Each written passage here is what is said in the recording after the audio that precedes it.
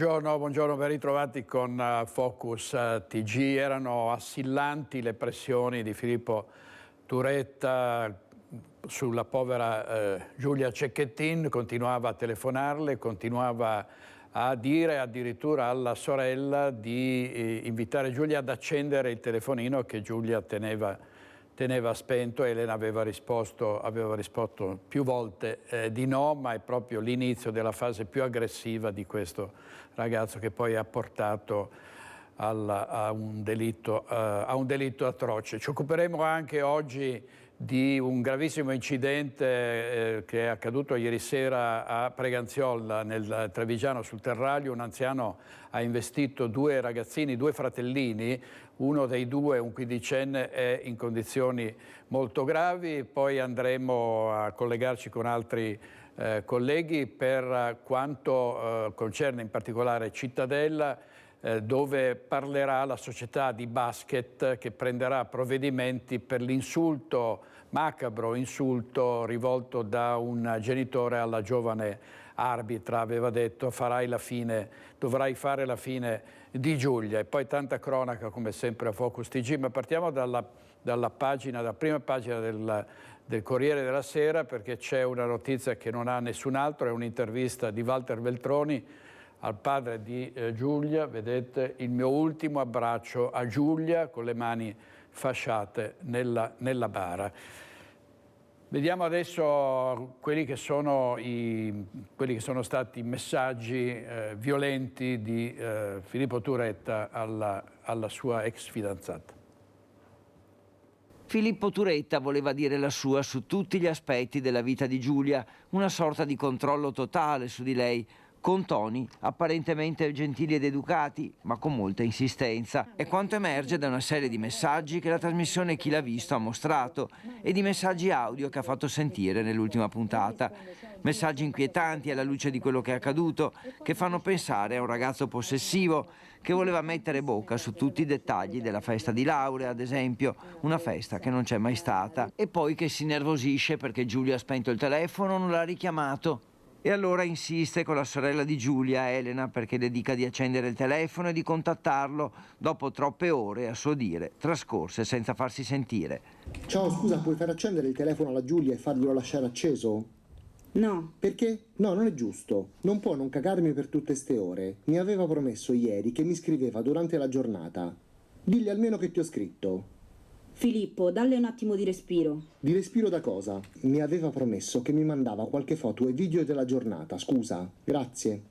Quanto alla festa di laurea, anche lì Turetta vuole controllare i contenuti del papiro, il disegno con le passioni e gli aneddoti sulla vita di Giulia, ma anche sul tipo di bevande alcoliche, gli scherzi e lo svolgimento della festa. Volevo chiederti un'opinione, perché ho raccolto tutti i dettagli che avevamo scritto per la caricatura, no, sulla chat, eccetera, e ci stavano tutti.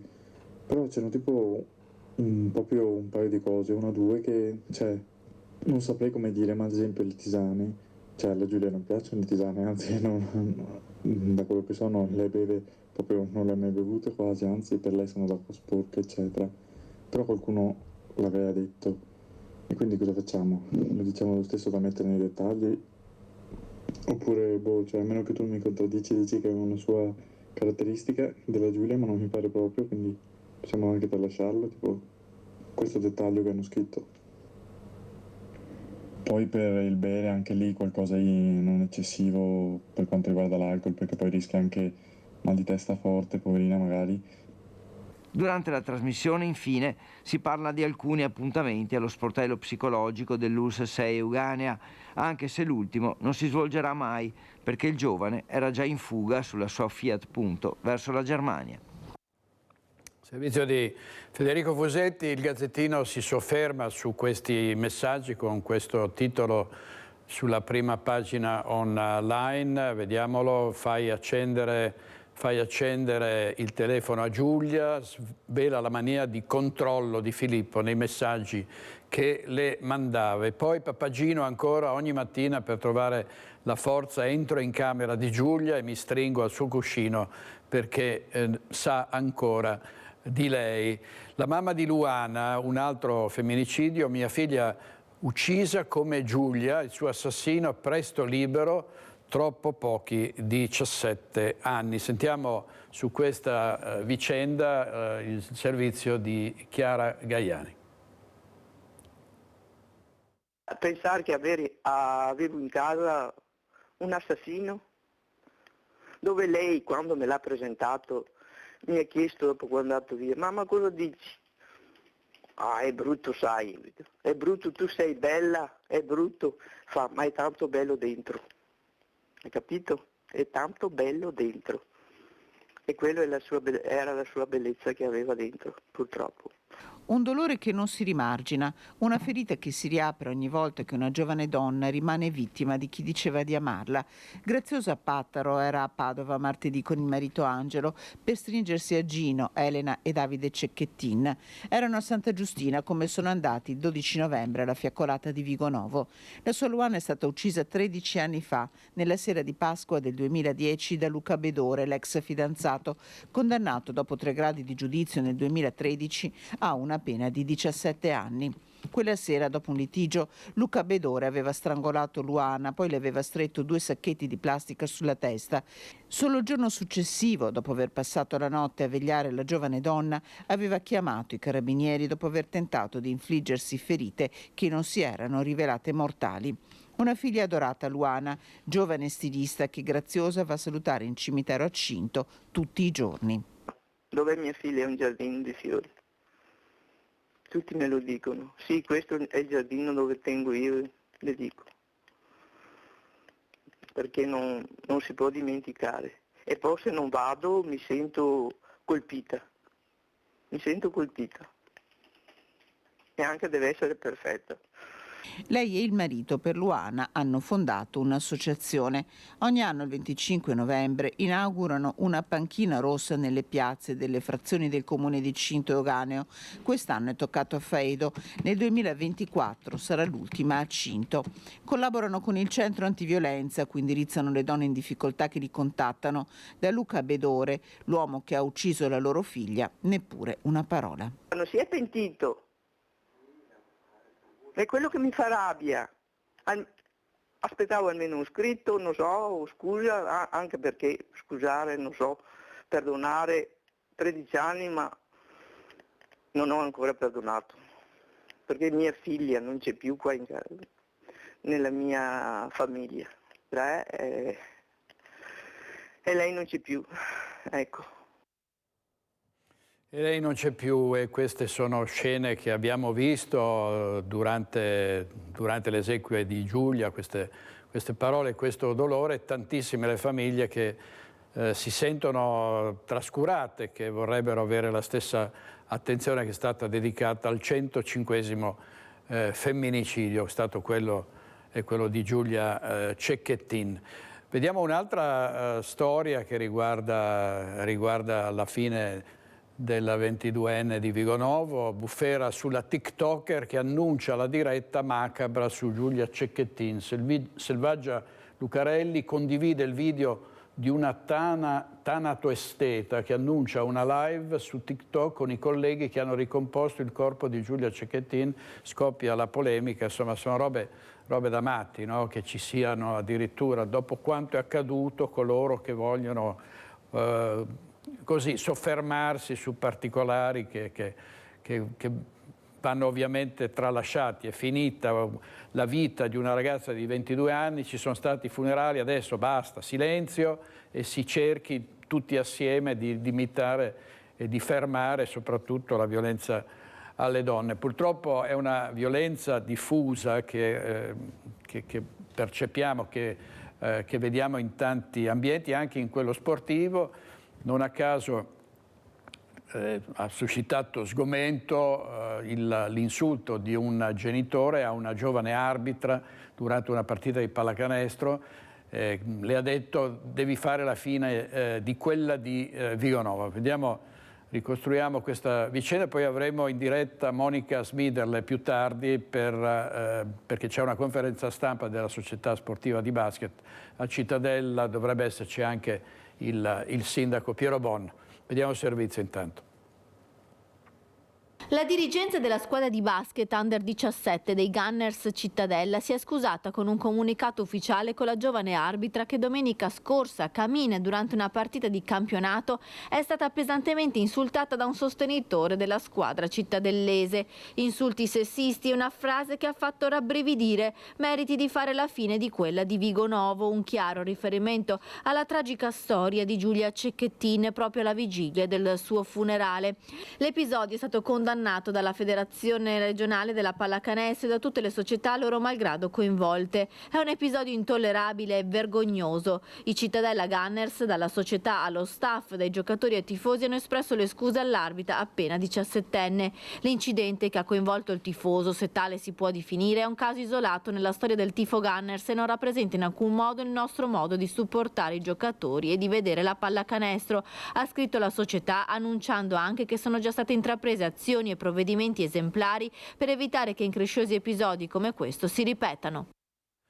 E tra poco ci collegheremo proprio su questo fatto con Monica Smiderle da Cittadella, perché ci sarà, vi dicevo, la conferenza stampa della società di basket. Intanto andiamo a Martellago, dove c'è stato un grave episodio di vandalismo contro un simbolo della violenza alle donne. In diretta Ilaria Marchiori. Sì, buongiorno direttore, buongiorno ai nostri telespettatori. Ci troviamo qui in piazza 4 novembre di fronte alla biblioteca di Maerne perché ieri sera intorno alle 23 è successo questo episodio. Allora, in occasione della giornata contro la violenza sulle donne del 25 novembre era stata inaugurata questa installazione. Qui sopra era pieno di scarpette rosse che ora non vediamo e c'era anche questa panchina appunto rossa che abbiamo qui accanto a noi. Ebbene, ieri sera è stato completamente divelto tutto, solamente che questa volta probabilmente queste due persone che hanno commesso questo atto vandalico, che definire vandalico a questo punto è poco, perché soprattutto in questo momento, a 2 giorni dal funerale di Giulia Cecchettin, in cui si è lanciato un forte messaggio, è stato colpito ancora una volta un simbolo importante, ovvero quello della violenza contro le donne, quando in realtà il messaggio che lo stesso papà di Giulia voleva portare era che non ci fossero più atti di violenza contro le donne e quindi anche aver colpito così pesantemente questo simbolo dimostra che questo messaggio da alcuni non è ancora stato capito. Ma veniamo subito qui insieme a noi, c'è il sindaco di Martellago Andrea Saccarola e abbiamo anche una rappresentante della Proloco di Maerne, di Martellago, che si era occupata insieme agli altri di questa installazione. Allora, innanzitutto sindaco, benvenuto. Voi avete visto chi è stato e che cosa è successo? Sì, questa mattina alle 6:30 una cittadina mi ha fermato e mi ha raccontato di aver visto in piazza 4 novembre appunto questo scempio. Sono andato a vedere subito, ho fatto le foto, ho fatto un post abbastanza duro, avevo promesso che appena arrivavo in comune guardavo la videosorveglianza, perché come vedete abbiamo proprio le telecamere qui davanti. Perché noi sappiamo che tra Maerne e Martellago le telecamere sono numerose. Ne abbiamo più di 100 e sicuramente servono, a sto punto servono. Visionate le telecamere mi sono accorto di queste 2 persone, sembra una ragazza e un ragazzo, alle 23:09 sono venuti qui davanti all'installazione Scarpette Rosse, si sono fatti prima un video e poi hanno buttato a terra tutto quanto, un gesto inspiegabile. Quindi avete sentito, prima di distruggere tutto, questo ragazzo e questa ragazza si sono addirittura fatti prima un video che con tutta probabilità potrebbero aver postato da qualche parte. Me lo auguro, così almeno sappiamo bene chi sono. Ecco, dicevamo prima con Marta, membro della Proloco di Martellago, quello che dicevamo prima di collegarci qui in diretta col direttore Bacialli, questo non è solo un attacco a un simbolo? No, io penso e ritengo che sia fortemente da punire. Perché è proprio in questo momento storico che dobbiamo partire dai piccoli gesti per poi sperare con tutto noi stessi di non dover più vedere eventi tipo quello di Giulia. Perché lei sostiene che anche da gesti come questi, che all'apparenza possono sembrare in qualche modo meno significativi di quello che può essere un omicidio, ma è da questi gesti che si dimostra la mancanza di rispetto e poi da lì c'è l'escalation. Assolutamente sì. Dobbiamo partire dal piccolo per arrivare al grande, dobbiamo educare, come mi rimetto a quello che diceva prima, alle parole del padre di Giulia. Non possiamo dire altro, penso che sia il messaggio migliore che è stato lanciato. Ecco, Sindaco, la cosa che lascia ancora più sconcertati è che questo gesto è avvenuto proprio all'indomani, diciamo, del funerale di Giulia e delle parole del papà che sono state appunto lette in suo onore, che hanno fatto comunque il giro di tutto il paese, ma che evidentemente non sono state prese in considerazione da persone come questi due ragazzi. Ma veramente io non ho parole di quello che è successo, perché comunque appunto a 2 giorni dal funerale io ero presente e ho sentito dal vivo quello che diceva il papà di Giulia, Gino, quando ha detto anche il passato non si può cambiare ma il futuro dobbiamo cambiarlo. Non abbiamo capito proprio niente allora, veramente questo gesto qui deve essere punito e punito anche fortemente. Ecco, adesso cosa farete? Sicuramente vado ai carabinieri, farò una denuncia, consegnerò le immagini ai carabinieri, poi loro faranno il loro dovere. Grazie al sindaco Saccarola, grazie a Marta, qui da Maerne. È tutto, restituisco la linea allo studio. A te, grazie molte Ilaria, grazie Ilaria Marchiori da Maerne, di Martellago. Tante le iniziative ovviamente per mettere le donne che sono a rischio di maltrattamenti e di violenze nella condizione di poter essere protette. Nella caserma dei Carabinieri San Michele al Tagliamento è stata aperta una stanza, proprio inaugurata una stanza, vediamo le immagini, dove i Carabinieri ascolteranno le donne che avranno modo così di raccontare che cosa stanno subendo, che cosa stanno rischiando. Vedete, questa è stata proprio una stanza inaugurata l'altro giorno, c'era il parroco di San Michele al Tagliamento e poi vedete il prefetto Michele Di Bari. È una stanza adatta a chi si trova in una situazione di grande difficoltà, perché è così, una stanza chiusa, lontana dal resto della caserma, dove ci si può appunto avvicinare ai carabinieri e denunciare quello che sta accadendo. Queste sono immagini della Nuova di Venezia. Sarà difficile perdonare Filippo Turetta, ma abbraccio i suoi genitori, l'ha detto ieri Gino Cecchettin dopo i funerali di Giulia. Il ragazzo non ha potuto assistere ai funerali dal carcere in cui è detenuto a Verona, anche perché giustamente molti hanno detto ci manca solo che l'assassino possa nella sua cella, contrariamente a quanto accade ad altri detenuti, avere un televisore per seguire le esequie della vittima. Sentiamo ancora Ilaria Marchiori.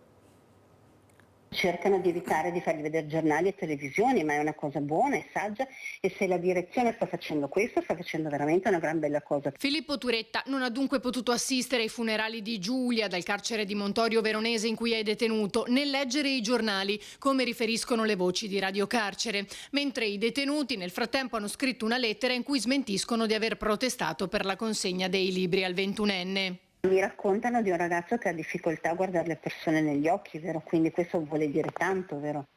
Perché si sente talmente in colpa, talmente si vergogna di quello che ha fatto che non riesce nemmeno ad alzare lo sguardo. Ora che si è fermato, perché il carcere ti ferma, perché finché scappi pensi alla fuga, pensi oddio cosa faccio, ma quando sei fermo e hai tanto tempo, devi fare anche i conti con la tua coscienza. Io credo che il problema di Filippo ora sia quello, e chi c'è dentro con lui se ne sta rendendo conto. Dobbiamo chiederci come mai tutte queste baby gang e come mai tutti questi ragazzi di 18-20 anni in carcere. C'è sicuramente qualcosa che non funziona, ma non funziona fuori, non è il dopo il problema è il prima. Intanto, all'indomani del funerale nella Basilica di Santa Giustina a Padova, il papà di Giulia, che è tornato al lavoro, parlando di colui che gli ha strappato per sempre la sua Giulia, ha detto: non so se riuscirò a perdonarlo, sarà difficile. Neanche Gesù ha perdonato i suoi carnefici, ha chiesto a Dio di farlo.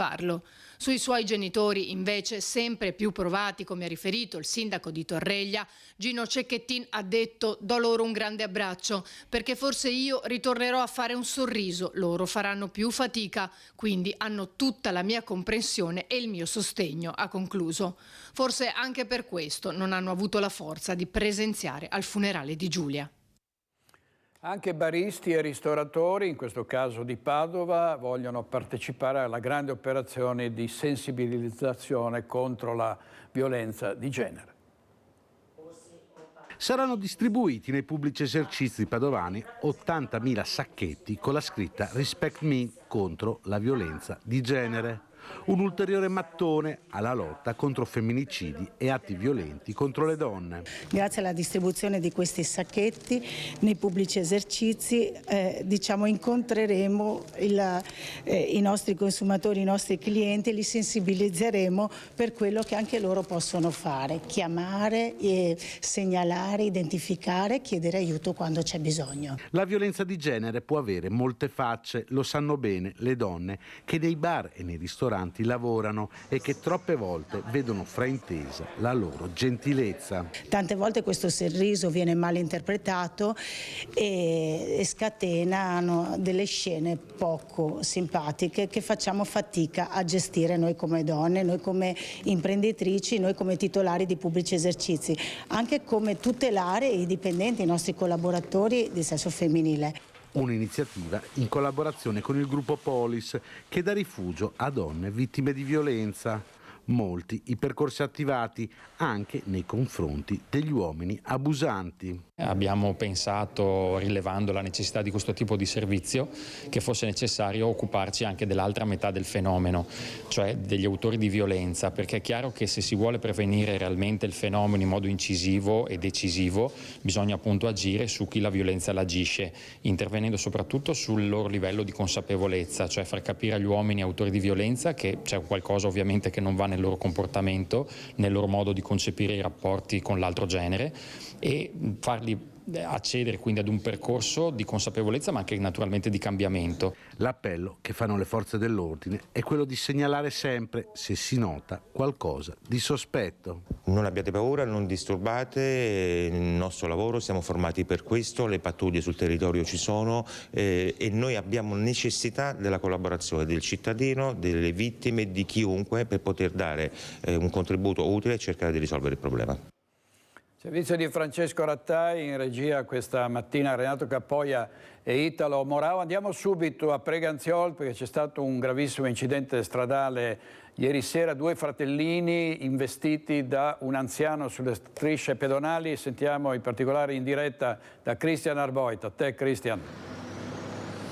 Sì, direttore, buongiorno da Preganziol. Queste le strisce pedonali che ieri nel tardo pomeriggio alle 17:30 2 fratellini di 7 e 15 anni stavano attraversando quando appunto sono stati travolti da un'auto, una Peugeot bianca condotta da una donna, da una 72enne di Roncade che stava procedendo in direzione Treviso. Quindi i 2 ragazzini stavano attraversando da quel lato, si stavano portando dove sono io in questo momento quando l'impatto, l'auto li ha travolti appunto in quella zona. Uno dei 2 ragazzini, il quindicenne in particolare, è stato sbalzato per una quindicina di metri fino a quella, diciamo così, a quella linea tratteggiata che vedete inquadrata da Simone Merlo. Siamo all'altezza di via Dante Alighieri, per intenderci vicino a Centro Marca Banca. Qui c'è anche il centro di medicina, insomma è un luogo molto frequentato questo, non solo dai cittadini di Preganziol. Quindi l'impatto violento, i due fratellini si stavano tenendo per mano, il più grande, il 15enne, stava tenendo per mano il fratellino di 7 anni, il fratellino di 7 anni aveva al guinzaglio un cane, e poi ovviamente sul posto si sono subito recati i soccorritori, il SUEM 118, le forze dell'ordine, la polizia locale di Preganziol, ma prima ancora i tanti residenti della zona, tra questi il dottor Sandro Taverna, che è titolare di uno studio dentistico noto anche per il suo impegno amministrativo, e alcuni operatori sanitari del centro di medicina che si trova praticamente qui a lato. Io ti farei sentire, direttore, se sei d'accordo, le parole di Sandro Taverna, che racconta quei tragici istanti di ieri sera. Purtroppo io stavo lavorando, quindi non ho visto in maniera diretta l'incidente. Sono stato richiamato da una mia assistente che è corsa proprio a dirmi che c'erano dei ragazzi diversi al suolo in mezzo alla strada, erano stati investiti, cosa che purtroppo qui capita spesso, perché abbiamo soccorsi altri 2. E sono uscito, mi sono trovato non dove vedete quelle strisce pedonali lì, ma un po' più spostato, dove c'è quell'incrocio, diciamo una decina di metri più in là, 2 ragazzi al suolo con delle persone attorno che li soccorrevano già, tra cui 2 ragazze in camice che penso siano delle colleghe o delle infermiere del centro di medicina, e c'era un ragazzo che era nel panico, diciamo quello un po' più giovane, che dopo abbiamo saputo che ha 7 anni, che era nel panico, aveva preso politraumi, insomma aveva senz'altro qualcosa che non andava, però era vigile al risveglio, mentre l'altro ragazzo era riverso al suolo con il viso proprio contro l'asfalto, e lì abbiamo cercato, ovviamente non facendo manovre drastiche perché sempre per paura di traumi ovviamente alle vertebre, di spostarlo leggermente perché potesse respirare, perché aveva sangue in bocca. E una volta liberata la bocca, diciamo, dal sangue, ha cominciato a respirare in maniera affannosa, però il polso era buono, non abbiamo usato il defibrillatore che abbiamo qui, per cui non ci sarebbe stato problema, però il polso era buono anche se frequente, lui non era assolutamente cosciente, quindi quello che abbiamo notato è che aveva una pupilla dilatata, una no, quindi anisocori che si dice in termine tecnico, e quindi abbiamo capito che sarà un trauma serio, insomma, e probabilmente un'emorragia cerebrale, insomma qualcosa del genere.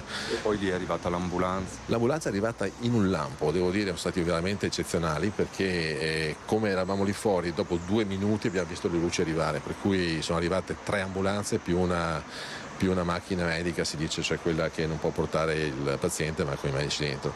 Già nella prima ambulanza c'era un medico, gli abbiamo spiegato la cosa e loro sono intervenuti con una velocità eccezionale.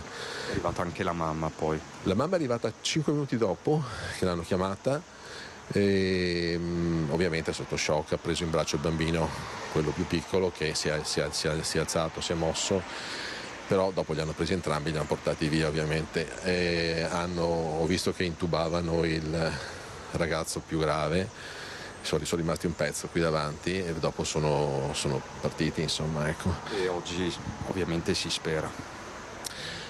Io ho avuto notizie perché ho lavorato all'ULS per parecchio tempo, sono stato nelle USCA e conosco molta gente, ho chiesto e mi hanno detto che il ragazzo è in condizioni veramente serie. Ecco, io mi auguro, guardate, che il ragazzo si riprenda, perché è stato uno shock veramente, perché vedere una cosa così a un ragazzo di 15 anni è terribile.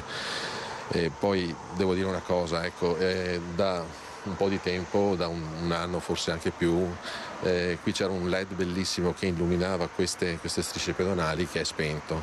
Ecco, magari colgo proprio l'occasione per dire al sindaco, che so che è molto attento a queste cose, di ripristinare questo LED, perché questo dà una luce eccezionale e si vede, perché come potete vedere lì finiscono i semafori di Preganziol, quindi siamo in una zona di ripresa di velocità, per cui uno magari parte tranquillo e non pensa che qui ci sia una striscia pedonale importante, perché abbiamo fermata dell'autobus a destra e fermata dell'autobus a sinistra, e quindi c'è sempre un passaggio continuo, oltre che quel brutto incrocio lì e questo brutto incrocio qui.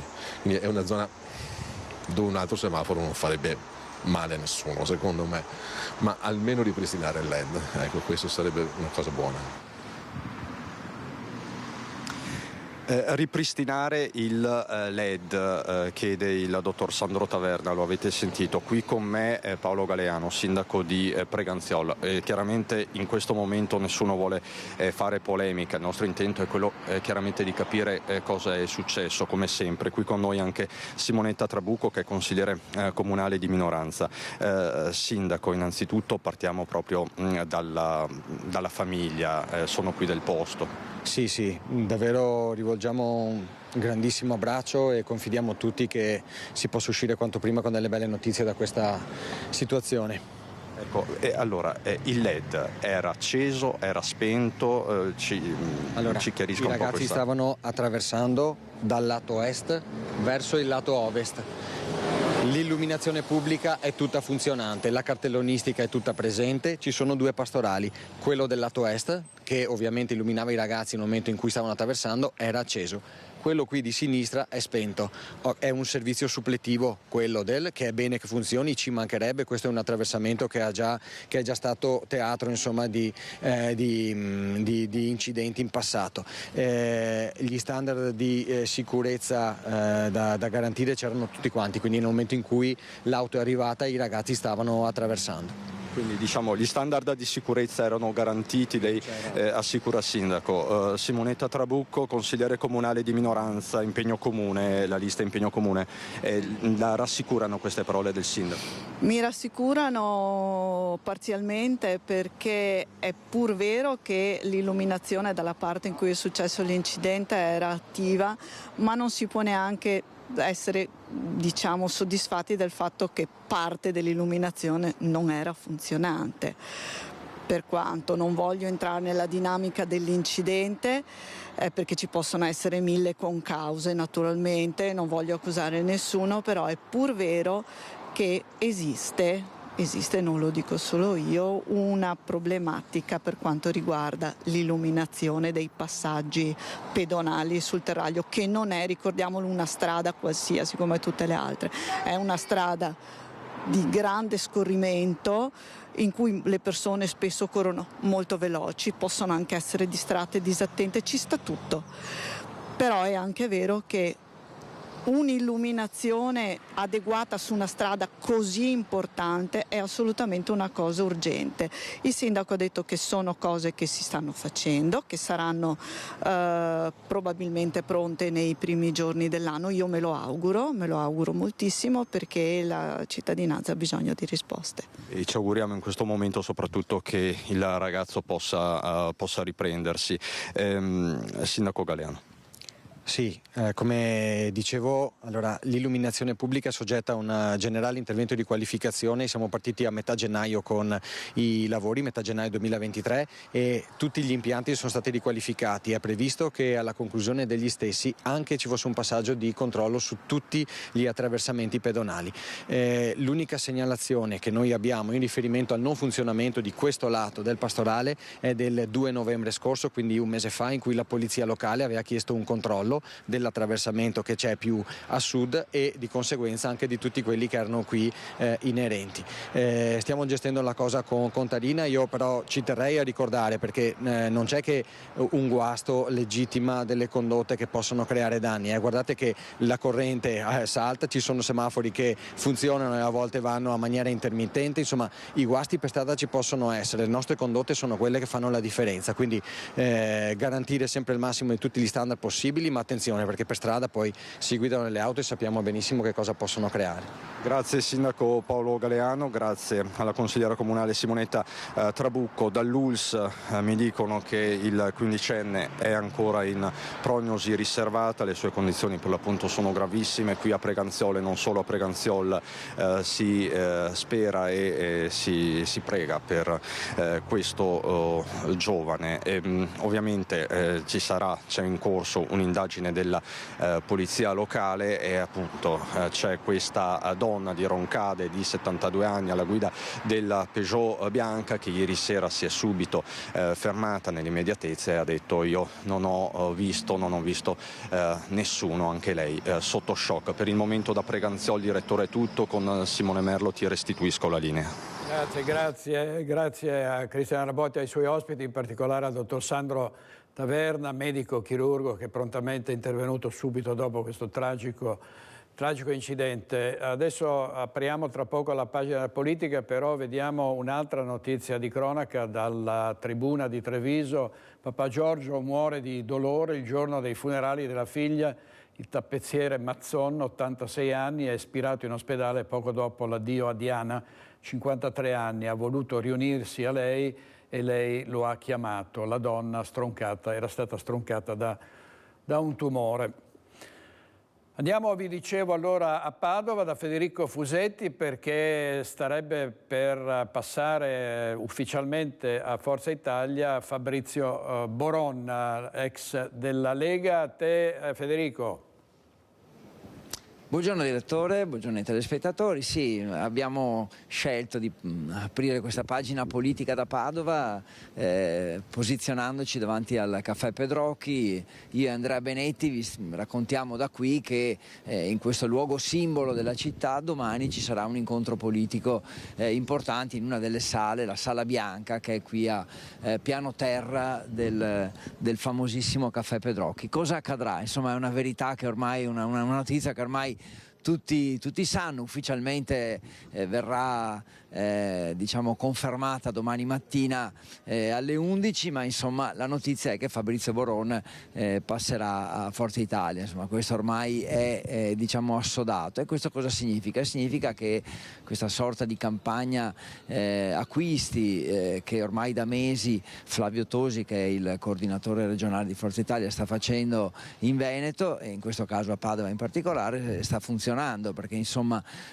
sono già passati nomi eccellenti anche in Forza Italia, come l'ex vicepresidente della regione Forcolin, ma anche i più padovani Zilio, ex presidente della Camera di Commercio, e Massimiliano Barison, altro ex consigliere regionale. E quindi insomma c'è questo movimento abbastanza nutrito, diciamo, di politici che si stanno spostando in Forza Italia. Boron non lo conferma ufficialmente, ma insomma ci ha fatto abbondantemente capire che ha trovato in Forza Italia insomma una nuova casa, anche con parole, è stato ospite di Focus qualche settimana fa, insomma anche con parole forti, dicendo che nella Lega non trovava più le motivazioni che servivano per andare avanti. Allora domani dicevamo l'ufficialità, però insomma l'abbiamo raggiunto poco fa al telefono, allora il servizio di Chiara Gaiani con le parole di Fabrizio Borone, e noi vi salutiamo dal Caffè Pedrocchi. Ci saranno sicuramente altre persone di provenienza del mondo del centrodestra, anche civico, che sono, diciamo, delle figure di riferimento importanti in Veneto, che entreranno, torneranno, si avvicineranno a Forza Italia. Così parlava Flavio Tosi, coordinatore regionale di Forza Italia, il 1° settembre scorso, e ora raccoglie i frutti. L'annuncio ufficiale è solo domani, ma ormai la decisione è presa. Fabrizio Boron, consigliere regionale eletto con la lista Zaia, sta per entrare in Forza Italia. Il corteggiamento di Flavio Tosi ha avuto successo. Boron, deluso, espulso, non più a suo agio nella Lega, sembra aver trovato nuove motivazioni, con la città di Padova al centro. C'è chi espelle, chi caccia via le persone e chi le accoglie. Il fatto di parlare di progetti, di parlare di futuro, di parlare di Padova, di parlare del Veneto, ecco, cose che ormai io non avevo più visto, no, in Lega negli ultimi 3-4 anni. Parlare di futuro è necessario e con Tosi domani avremo modo di farlo. Con Flavio Tosi abbiamo trovato il modo, abbiamo vissuto questa esperienza negli ultimi mesi, di confrontarci di quello che è le prospettive di una città importante come Padova. La campagna acquisti di Flavio Tosi è molto attiva. Alcuni politici veneti, anche di spicco, hanno già preso la tessera, altri ci stanno pensando. Si fanno i nomi degli assessori regionali Federico Caner e Giampaolo Bottacin. Credo che altri colleghi stiano facendo lo stesso, stiano scoprendo diciamo quello che si era perso, no? Il bisogno di confronto e non di chiudere. Ecco, c'è bisogno di aprire, di parlare, di confrontarsi e non di cacciare via persone. È necessario soprattutto per la nostra città, che ha visto, diciamo, un'elezione amministrativa l'anno scorso veramente deludente, no? perdere così Padova vuol dire non aver capito Padova, non averla ascoltata. Ecco, questo credo sia un obiettivo necessario che mi pongo e che dovrà porsi anche Flavio Tosi. All'incontro, si legge nell'invito, saranno presenti parlamentari e dirigenti di Forza Italia e i consiglieri regionali Elisa Venturini e Alberto Bozza. Più chiaro di così. Servizio di Chiara Gaiani, sono travagli e fibrillazioni in vista delle elezioni europee e poi delle regionali. In tutti i partiti c'è un po' di maretta, partiti del centrodestra in questo momento. In Fratelli d'Italia, dopo la elezione dei segretari provinciali in Veneto, si valutano gli equilibri delle forze in campo e anche le possibilità del coordinatore di Fratelli d'Italia, Luca De Carlo, di proseguire senza nessun tipo di difficoltà il suo lavoro qui in Veneto. Vediamo quali sono le prospettive nel servizio di Marta Marangoni.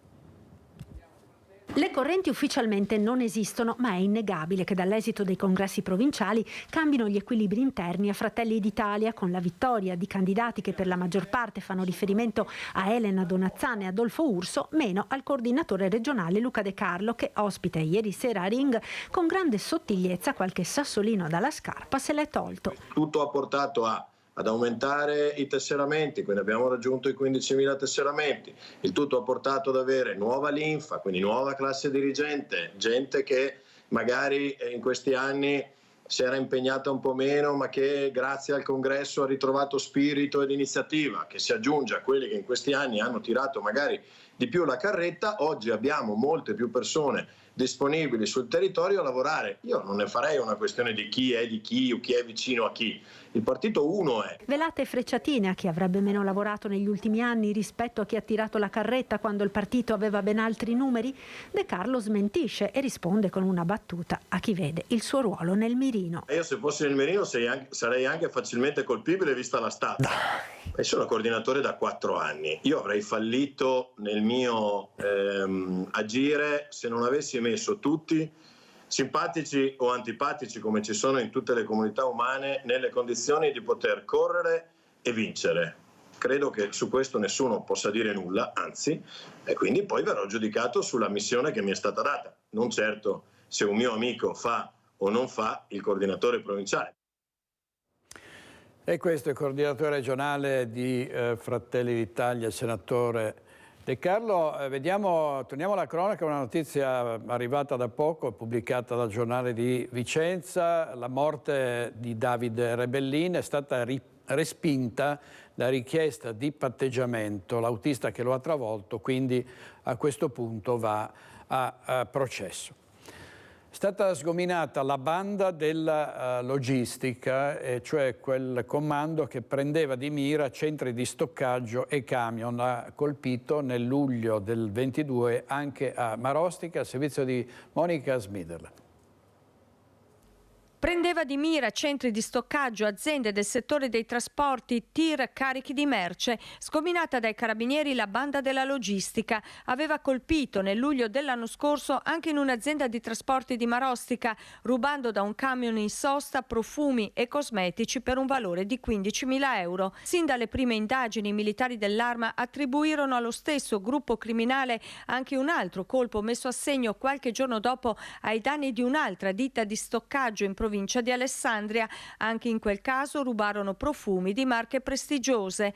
L'analisi dei filmati, dei sistemi di videosorveglianza, i controlli sui traffici telefonici, le testimonianze, le impronte digitali hanno portato ad identificare i componenti della banda. Si tratta di un 34enne albanese e di un ucraino di 30 anni, il primo residente nell'Odigiano, il secondo in provincia di Pavia, entrambi destinatari della misura cautelare degli arresti domiciliari. Il terzo è un 46enne albanese colpito dal divieto di dimora nella regione Veneto.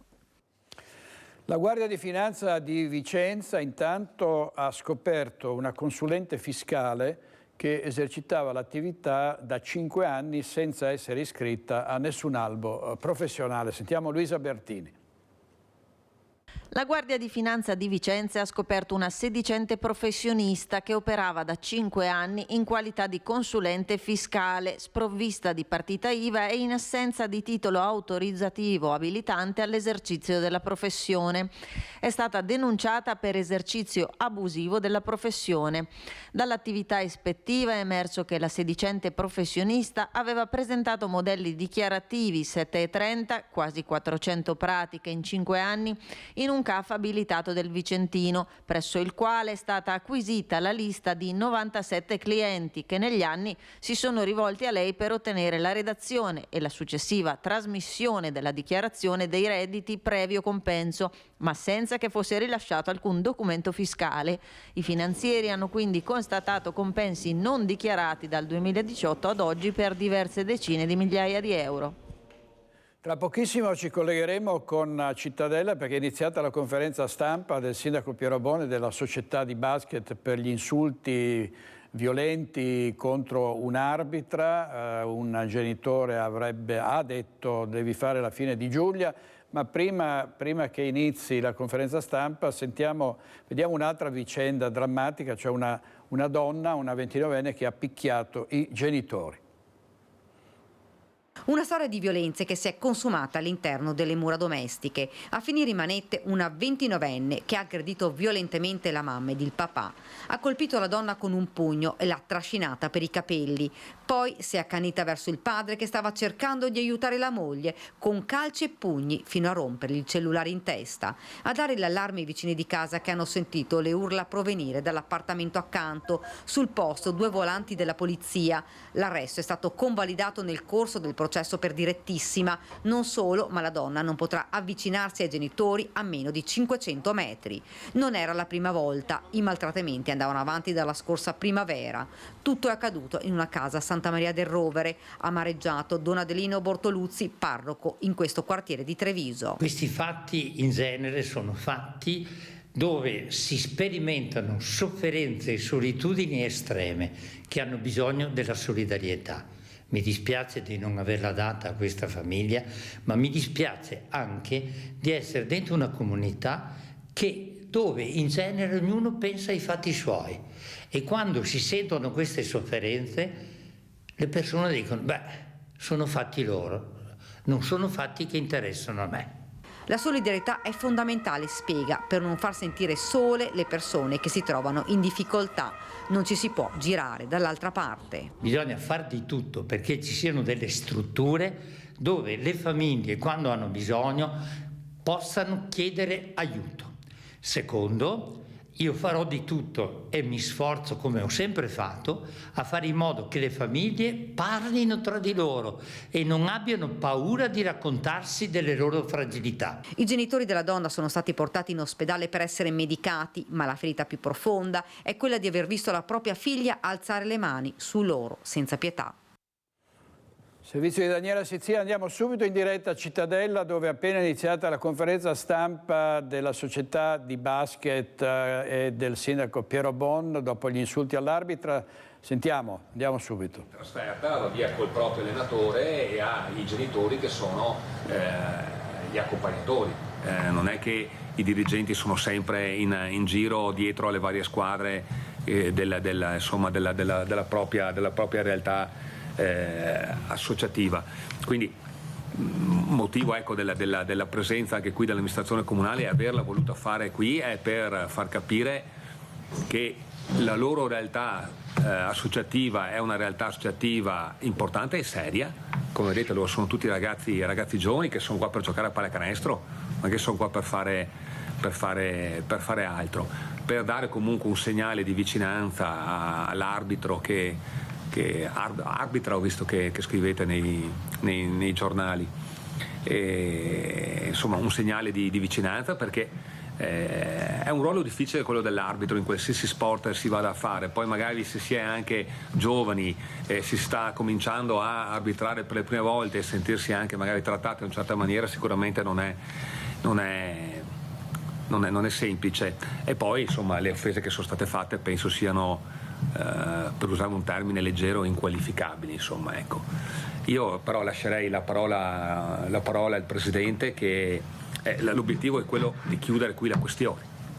Stiamo ragionando assieme a loro come amministrazione se invitare l'arbitro in consiglio comunale una sera, vediamo, perché ci sono tutte delle regole particolari che anche la federazione a tutela, anche perché è minorenne, a tutela giustamente dei tesserati che fanno gli arbitri, eccetera. Se ci sarà la possibilità, sarà un modo per esprimere la propria vicinanza alla persona, ma soprattutto la propria lontananza, proprio nel senso nostra, loro e tutta la comunità, la propria lontananza a offese e termini di questo tipo. Ecco, io lascio a Mattia la parola.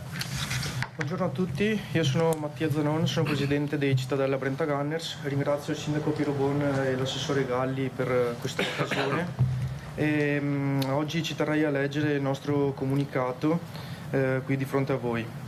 La società Cittadella Brenta Gunners in tutti i suoi membri vuole porgere pubblicamente una volta ancora la sua vicinanza all'arbitra che è stata vittima di un atteggiamento aberrante che mai avremmo creduto potesse vederci coinvolti.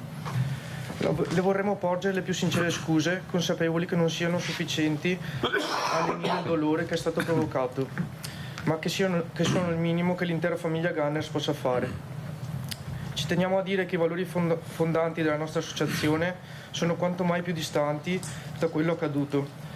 In questo modo i vergognosi comportamenti accaduti riflettono la via sportiva perseguita dal gruppo Gunners. In nessun modo i vergognosi comportamenti accaduti riflettono la via sportiva perseguita dal gruppo Gunners. Mai ci saremmo aspettati di dover affrontare una situazione simile, che esula totalmente dal sano valore sportivo che ogni membro della famiglia Gunners dovrebbe rappresentare quando gioca, tifa o rappresenta i colori della società. Vogliamo inoltre sottolineare che nessuna figura dirigenziale era presente al momento dell'increscioso accaduto. Per questo motivo le informazioni in cui siamo in possesso non sono diverse da quelle che sono state rese note a mezzo stampa. Tuttavia, basandoci sulle informazioni in nostro possesso, oltre a condannare fermamente l'accaduto, sono stati presi provvedimenti per garantire che un simile evento non si possa ripetere nuovamente. Il diretto responsabile dell'accaduto è stato allontanato da tutti gli eventi organizzati dalla nostra associazione, mentre verrà garantito al figlio di poter continuare a fare attività all'interno della nostra società, in quanto esente da ogni colpa. In questo momento in cui la violenza verbale non solo sembra sfortunatamente dilagare all'interno delle nostre società, abbiamo deciso di far seguire ai ragazzi che fanno parte della nostra famiglia un percorso di sensibilizzazione ed educazione sul tema della violenza di genere. Crediamo infatti fortemente nel ruolo educativo dello sport e che investendo nelle nuove generazioni si possa porre rimedio a un problema che sta affliggendo la nostra società. In conclusione, ancora una volta porgiamo le nostre scuse all'arbitra da parte di ogni membro dei Cittadella Brenta Gunners, con la garanzia che faremo tutto quello che è nelle nostre facoltà perché non si ripeta mai più un atteggiamento di questo tipo.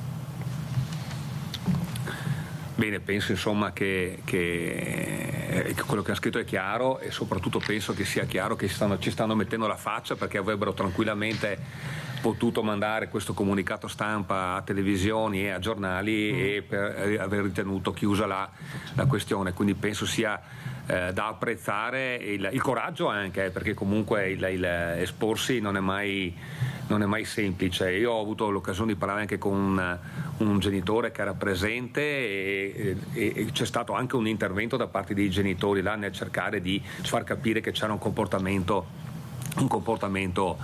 sbagliato, quindi non è che nessuno sia intervenuto. Normalmente cosa capita se succede in una partita? Normalmente l'arbitro sospende la partita, questo è quello che dovrebbe capitare da regolamento. Probabilmente la situazione lì è degenerata in maniera particolare, insomma, ecco, questo è tutto.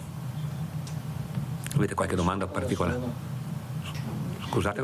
Sì. L'arbitra Sì, arbitra adesso, vabbè, insomma. E è diventata minorenne, giusto, l'avete confermato a 17 anni, e anche il suo collega. Almeno c'è scritto quello che c'era scritto nei giornali. È presente solo un arbitro a quella partita. Non del 17? Sì, perché comunque la federazione è in carenza di forze arbitrali e quindi... Sempre giocano under 15 in maniera Questa è un'altra problematica, che mi metto anche nei panni della federazione pallacanestro, che purtroppo non è semplice trovare arbitri e quindi è complicato. Probabilmente se erano in due la situazione sarebbe stata diversa, probabilmente. La sospensione è difficile che lei sospenda una partita in più di offesa. Sì, però... Sì. Però avrebbe potuto farlo, ecco, però chiaro. Sono 17 anni, un po' Sì, no, assolutamente. Assolutamente. Fatelo non fermare. Ma poi erano in due, secondo me. Ma poi sarebbe stato sicuramente più facile.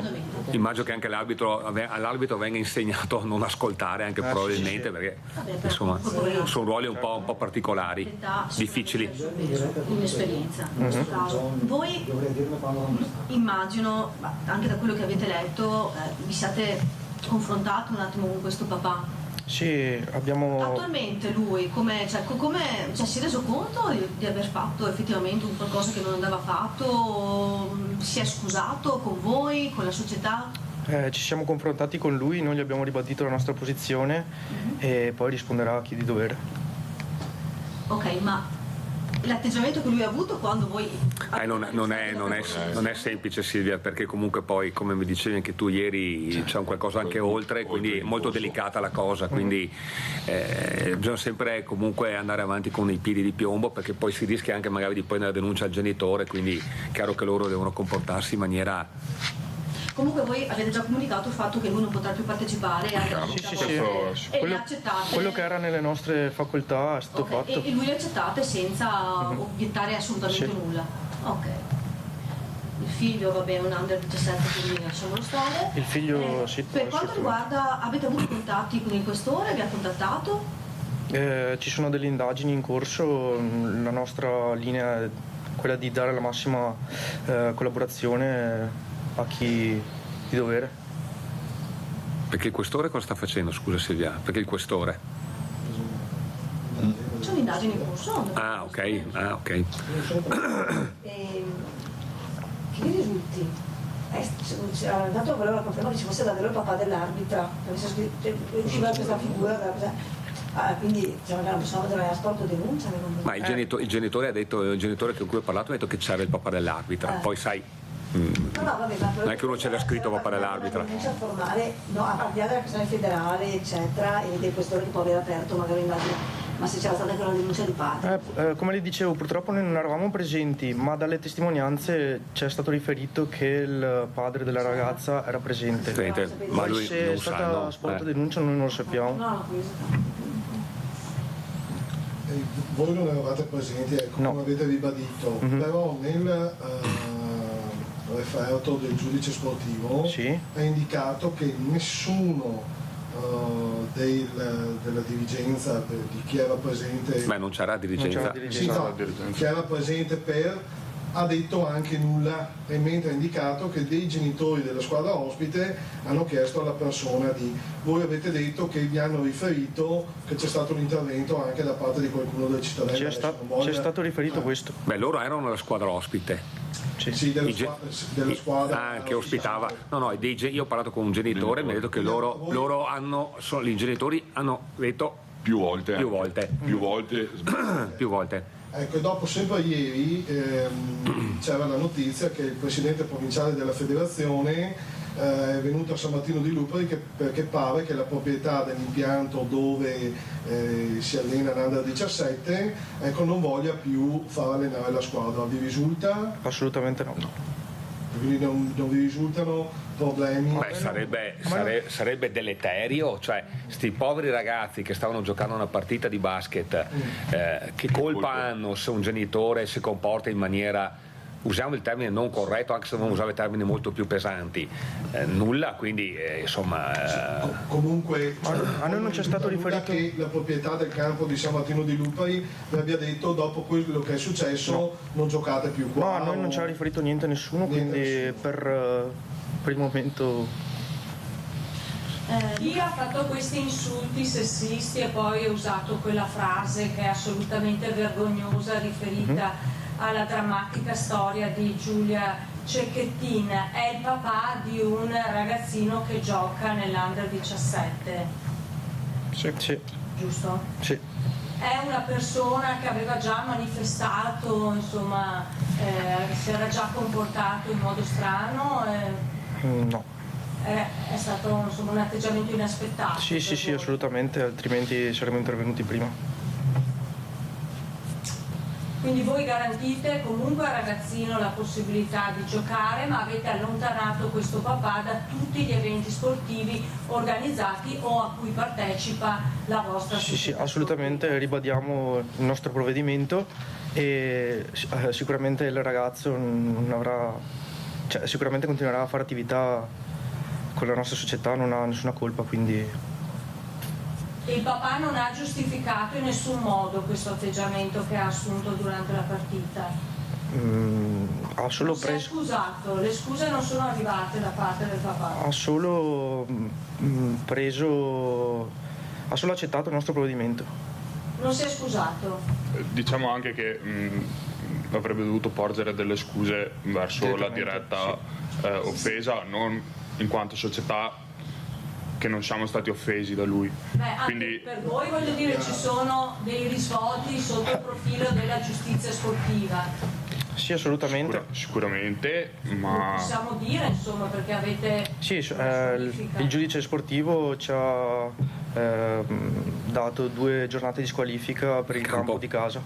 Quindi avete anche voi comunque una penalità indirettamente sì, derivante assolutamente dall'atteggiamento, dal comportamento, dalle parole che ha usato. Sì. Ma l'augurio è che sta persona, che poi non è di Cittadella, non dovrebbe essere di Cittadella, usiamo sempre un po' il condizionale perché poi bisogna anche stare attenti, ma finché ci sono delle indagini in corso, sai, è sempre meglio usare un po' il condizionale. Probabilmente doveva anche rendersi conto, magari non si è ancora reso conto della gravità del gesto che ha fatto, perché purtroppo è che certe persone non ci arrivano e quindi io mi auguro che questo genitore faccia un passo perché loro, pur non c'entrando nulla, il passo l'hanno fatto. Io mi auguro che questo genitore un passo lo faccia, ci vuole coraggio sicuramente, ma l'errore che ha fatto non è un errore perdonabile in maniera così facile e semplice, no?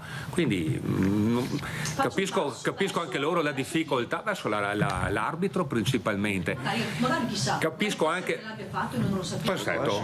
anche la difficoltà loro di relazionarsi col genitore, non è semplice perché sei in una situazione. Ma loro di grande imbarazzo e questo genitore. Io mi auguro che lui faccia il primo passo. Io me lo auguro. Me lo auguro. L'atteggiamento che hanno assunto gli altri genitori, perché sembra di capire che già nel corso della partita loro si sono posizionati. Sì. Il genitore cosa è successo in buona sostanza durante quella partita? Allora, questa era la conferenza stampa in diretta da Cittadella avete visto il sindaco Piero Bonna e i dirigenti della società di basket di Cittadella con il presidente Matteo Zanon e i vertici della società. Adesso andiamo in pubblicità e poi saluto e ringrazio Roberto Marcato, assessore allo sviluppo economico della Regione del Veneto, con cui parleremo ovviamente di politica, dei travagli della politica a cui ormai siamo abbastanza assuefatti. A tra poco, state con noi.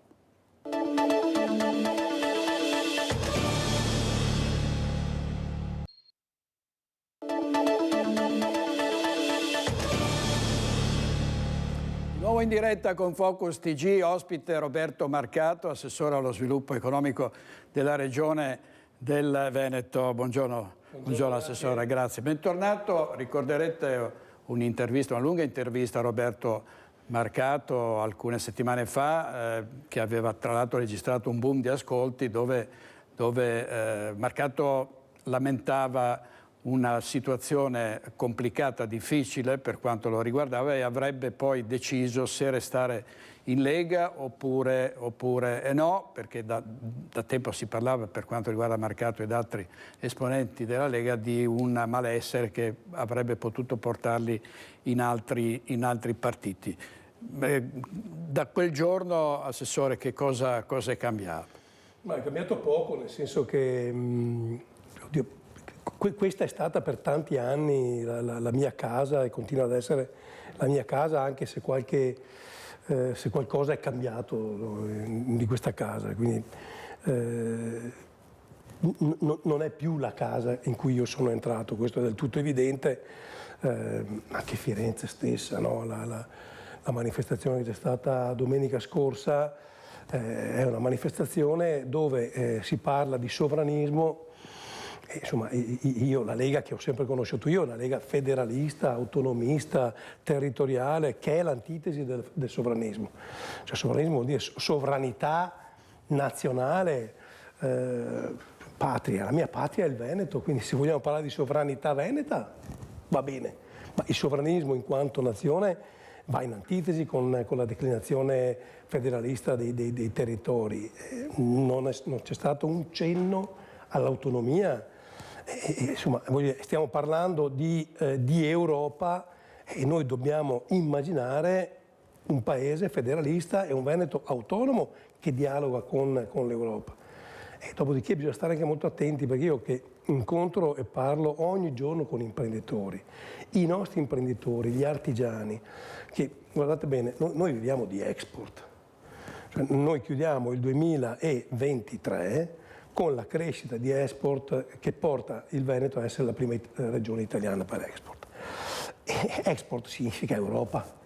E quello che ci chiedono le nostre aziende è di avere una rappresentanza in Europa che sia all'altezza delle loro aspettative. Cioè noi dobbiamo essere ufficiali di collegamento fra i nostri territori e i mercati che sono al di là del confine. Con un'Europa che è fragile, che va completamente ristrutturata, rivista, è un'eterna incompiuta, va portata a termine, serve una politica fiscale che sia degna di questo nome, serve un'unità non solo monetaria ma anche politica, serve una strategia sull'immigrazione che sia unitaria, insomma ci sono molte cose da fare. Quello che però ci chiedono i nostri imprenditori è comunque di essere rappresentati in maniera forte e convinta in Europa. E quindi ci sono molti elementi su cui qualche riflessione andrebbe fatta in maniera un po' più approfondita. Ecco, Assessore, cosa può portare questo strappo tra Salvini e Tajani in particolare? Tajani è stato qui in Veneto, ha fatto un lungo tour, proprio ha detto anche a noi, che lo abbiamo intervistato, noi Forza Italia tiene molto al Veneto e agli imprenditori, ma c'è una divergenza forte proprio sul ruolo dell'Europa, perché Tajani propone una mediazione con l'Europa a risolvere i problemi, Salvini proprio va all'attacco di questa Europa, lo ha ribadito anche durante il raduno delle destre di Firenze. Sì, allora, Salvini pone una questione che è reale, e cioè se noi immaginiamo che questa Europa sia l'Europa anche del futuro, allora serve a poco, perché è un'Europa che sui grandi temi internazionali, sui grandi teatri internazionali, anche di guerra, non riesce ad avere una posizione autorevole, non ce la fa. Allora, Salvini, quando dice che questa Europa così non funziona, dice una verità assoluta. Il tema è che poi chi deve cambiare questa Europa siamo noi, cioè noi dobbiamo credere che un'Europa forte serva, ed è del tutto evidente che serve, perché da una parte abbiamo gli Stati Uniti che loro pensano a loro, la Cina pensa alla Cina, la Russia pensa alla Russia, il Medio Oriente abbiamo visto come è messo, e noi rischiamo di essere sempre quell'elemento di coccio in mezzo a vasi di ferro, e quindi di rischiare. L'abbiamo visto con l'immigrazione quest'estate, siamo andati sotto, l'Europa non ci ha dato una mano, anche sull'intervento nostro in Ucraina abbiamo sempre seguito diktat da altre parti, ma noi non abbiamo una nostra posizione, e quindi su questo Salvini dice una cosa sacrosanta e non ha torto neanche Tajani quando dice che noi dobbiamo trovare un elemento di mediazione, di colloquio, perché d'altronde oggi questa è l'Europa, bisogna andare là, crederci e cambiarla radicalmente. Senta, Assessore, tornando ai rapporti, ai travagli della politica, proprio in questo incontro tra Tajani e gli agricoltori a Castelfranco era presente l'assessore Giampaolo Bottacin, quindi si è subito detto sta per passare, voci hanno riguardato anche da questo punto di vista l'assessore Federico Caner, molti esponenti della Lega sono già passati a Forza Italia, Vallardi, Alain Luciani, domani sarà annunciato il passaggio di Fabrizio Boron che era stato espulso dalla sì. Lega dopo il congresso per decisione del segretario regionale Stefani. Come si concluderà questo?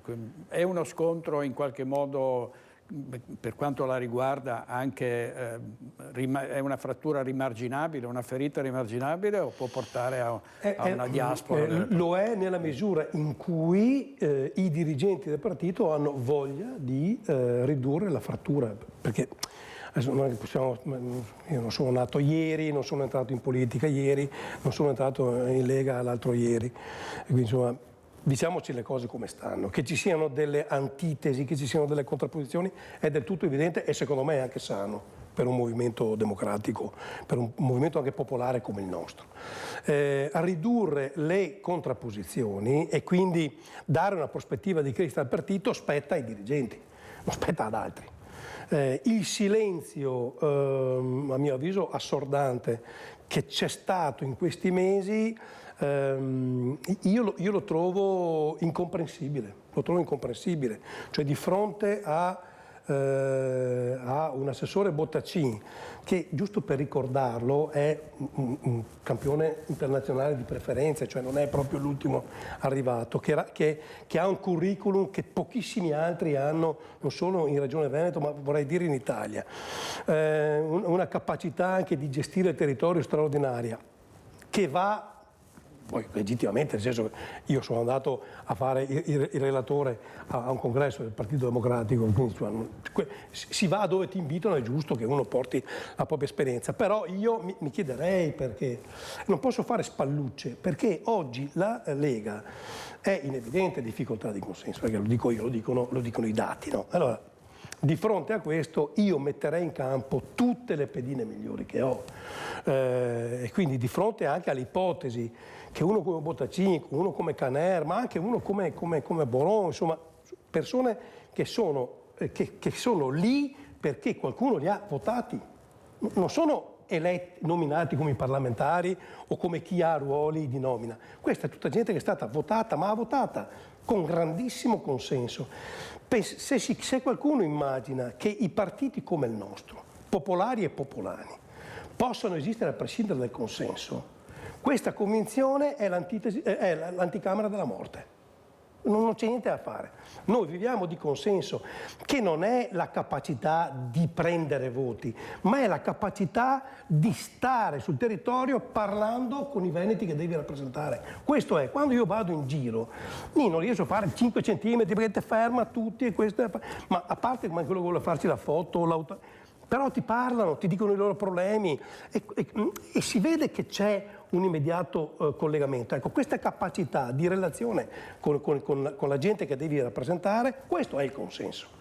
Può un partito vivere senza di questo? No. E allora, di fronte a questi segnali che io trovo drammatici, perché poi anche dire, ma è andato via uno che è stato parlamentare, ho capito, ma perdi un patrimonio di conoscenze, di sensibilità, di capacità di stare nel territorio, cioè io non perderei nessuno, non so come dire, ma insomma, ripeto, non siamo al 40%, i sondaggi dicono altre cose, l'ultimo voto utile che è quello delle politiche racconta un'altra cosa. Abbiamo una sfida davanti che è quella delle europee, ma dovremmo essere dei pitbull in giro per il territorio? No, poi siamo qua, filosofia, per carità. È stato molto, molto efficace con questo ritratto di questa fase. Non si sa ancora se il Presidente Zaia potrà avere il suo quarto mandato, appunto c'è chi è su questo poco ottimista, no? E cosa accadrà? Lei tra l'altro mi ricordo in quella lunga intervista aveva detto è un uomo, Zaia, che ha tutte le carte in regola per diventare capo dello Stato, no? Certo. Però il Veneto senza Zaia cosa farà, diciamo? Allora, il Veneto senza Zaia diventa un Veneto dove quello che prima era inimmaginabile oggi è possibile.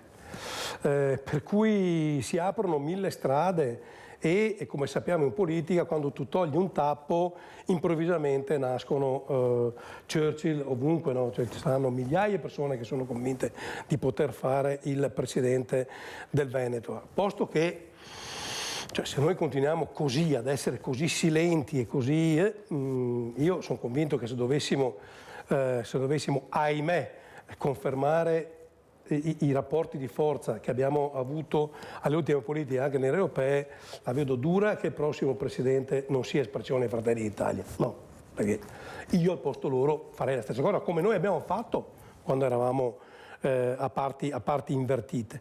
È che qua gli scenari cambiano continuamente e francamente per come sono andate le elezioni dei congressi provinciali di Fratelli d'Italia, cioè abbiamo una Elena Donazzà che a qualcuno dava fastidio, per carità, io che la conosco bene so qual è la sua qualità, però con questi numeri qua, oggi quello che prima era impossibile, e cioè una candidatura di Elena Donazzà a Presidente della Regione, oggi diventa assolutamente possibile perché la donna forte in Fratelli d'Italia in quell'ambito oggi è lei, perché l'ha dimostrato con i congressi. Insomma, è stato un lavoro, i congressi sono i militanti che votano, non è puoi inventarti le cose. No?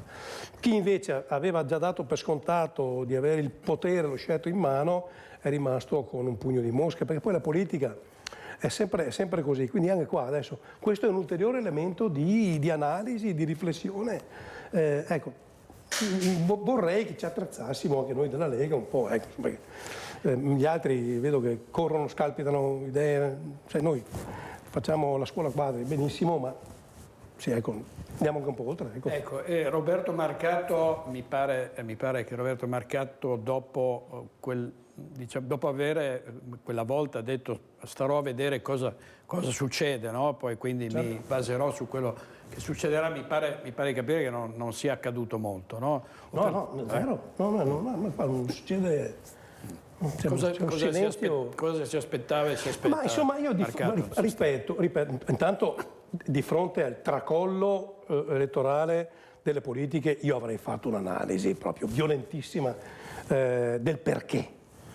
E non per cercare colpe, per cercare colpevoli, ma per cercare le colpe, per capire esattamente che cosa è successo e quindi reagire, mettere tutto quello che serve per reagire. Stare fermi in politica non paga mai, nessuno sta fermo, se quel posto là non lo occupi tu, lo occupa un altro. Siamo alla vigilia della campagna elettorale per le europee, c'è stata questa kermesse fiorentina. Sì, ok, va bene, ma qua bisogna prendere i voti, non so come dirlo, ma ci deve essere qualcuno che scrive il tuo nome e cognome, se vogliamo dare prospettiva di crescita al partito. Se invece diciamo no, noi facciamo 2 calcoli, ne facciamo 1, forse 2, puntiamo su quei 2 là, sì, perfetto, quei 2 li fai, ma la percentuale del partito rischia di rimanere inalterata. No, io vorrei invece che la Lega e la Liga soprattutto tornasse ad essere partito egemone in Veneto, cioè da leghista. Questo voglio. Ecco, quindi vorrei sentire un po' più di chiasso, un po' più di rumore, un po' più di... a meno che non stiano facendo tutto benissimo come Tompinare, non si vede, ecco, per carità, poi io non sono nella stanza dei bottoni, quindi... Assessore, invece per quanto riguarda i rapporti tra nord e sud, spesso e volentieri si vede che il sud è sempre favorito, il nord è sempre penalizzato. La vicenda dello ZES mi pare una cosa emblematica. Quella roba che urla vendetta, tra l'altro fatta da un governo come il nostro, francamente non si capisce. Cioè, questi hanno messo per la zona economica speciale, hanno deciso che tutto il sud è una zona economica speciale, come se non bastasse già tutto quello che è stato fatto negli anni, e hanno messo 1,8 miliardi di euro. Noi dopo 5 anni di lavoro che ho fatto con tutti i partiti, con tutti i governi siamo riusciti finalmente ad avere il riconoscimento di una ZLS, perché le ZES sono solo per il sud, poi chi le tocca, mentre per il nord si può fare la ZLS che è simile, ma è sempre uno strumento di sviluppo, quindi va benissimo, siamo riusciti ad ottenerla per la zona di Marghera e di tutto il Polesine. I comuni interessati, abbiamo fatto un lavoro enorme, presentato il progetto industriale, coinvolto le sezioni di categoria, fatto un lavoro stratosferico. Ecco, per la ZLS zero, ma no 20.000 euro, 3 carte a mie, zero. E allora cosa ho fatto? Io ho presentato un emendamento che chiede non di togliere qualcosa a qualcuno, ma di estendere, tanto non li usa, che è la, figuriamoci, si usa 1,8 miliardi, di estendere quel 1,8 miliardi anche alla ZLS del Nord, senza dire ne voglio anch'io. Estendiamo il provvedimento. L'ho portato in conferenza Stato-Regioni, è stato votato all'unanimità, anche dalle regioni del Sud, che insomma strano. L'emendamento l'ho mandato a tutti i nostri parlamentari veneti, lei ha sempre la bandiera dell'autonomia, ma a tutti i parlamentari veneti dicendo, cari parlamentari veneti, portiamo avanti questo emendamento, neanche una risposta. Neanche una risposta. Questo direi che davvero è insomma, dai, cioè allora mi domando cosa che mandiamo là a fare, inaccettabile. Qua noi siamo pronti, là. Vorrei vedere fra un anno quanto è partito di quella ZES là, fra 2 anni quanti soldi hanno speso, fra 3, fra 4, fra 5. C'è il PNRR, la prima cosa che fanno ti dicono ne vogliamo almeno il 40%, bene, il 40% dato, bene, partite no perché non abbiamo gente per fare i progetti. Allora chiediamo di rinviare, ed è tutto così. Noi che qua siamo pronti, la macchina è accesa, manca la benzina. Stiamo lavorando con Confindustria, Veneto Est, perché dobbiamo portare aziende a investire qua. Abbiamo tutto il tema dell'idrogeno, vogliamo fare l'Hydrogen Valley a Porto Marghera per dare al Veneto l'autosufficienza energetica. Ecco, ma pensiamo alla ZES del Sud. Ecco, ma dico, ne abbiamo tanti di parlamentari veneti a Roma, perché cosa c'è? Uno scollamento? Io ne so, mi sarà senza pene per scrivere, non lo so, e manderemo un kit di pene, solo che dica. No? Assessore, ci fermiamo un minuto perché andiamo in pubblicità e poi torniamo qui in studio. State con noi.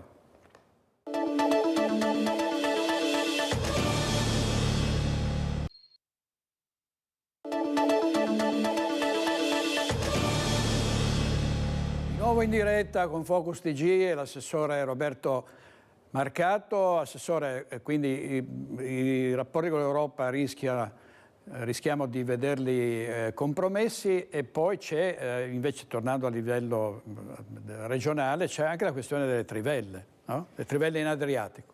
Allora, la parolina magica è no, punto, ma non è che già stiamo a discutere, no.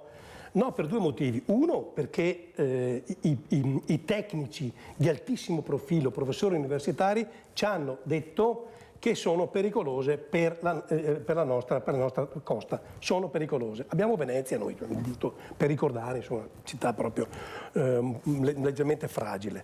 Quindi c'è un tema scientifico che ci dicono no. Quindi io seguo la scienza, sempre e comunque. 1. 2, perché non trovo giusto che ancora una volta si debba chiedere al Veneto un sacrificio. Allora, noi abbiamo sfruttato tutta l'energia idroelettrica, tutta. Siamo la seconda regione per produzione di fotovoltaico.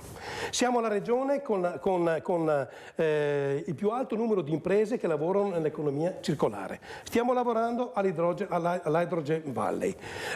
Abbiamo fatto tutti gli impianti di biomasse che potevamo fare. Abbiamo il tasso di raccolta differenziata più alto d'Italia. Abbiamo fatto il rigassificatore, mentre gli altri continuano ad andare in giro per il mondo con la barchetta per non sapere dove metterlo. Noi l'abbiamo fatto in tempi non sospetti, il rigassificatore, cioè noi abbiamo fatto tutto. L'Europa ci aveva dato un budget di produzione di energia da fonti rinnovabili del 10,7 al 2020 e noi abbiamo superato il 18%, quasi raddoppiato. Ecco, abbiamo fatto tutti i compiti per casa. Che cosa succede? Ancora una volta andiamo in Veneto a domandare se possiamo trivellare. No, te trivelli a casa tua.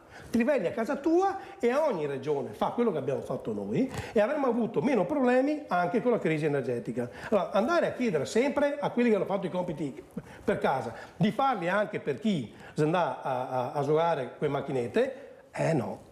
No, non è giusto. Quindi sono due motivi, uno etico e uno scientifico. Per questi motivi no, e devono saperlo, mi dispiace per le brave persone che governano il nostro paese, con cui ho rapporti straordinari, ma noi ci metteremo di traverso senza se e senza ma. Sono disposto a qualsiasi cosa per bloccare la trivellazione. Non esiste, non esiste.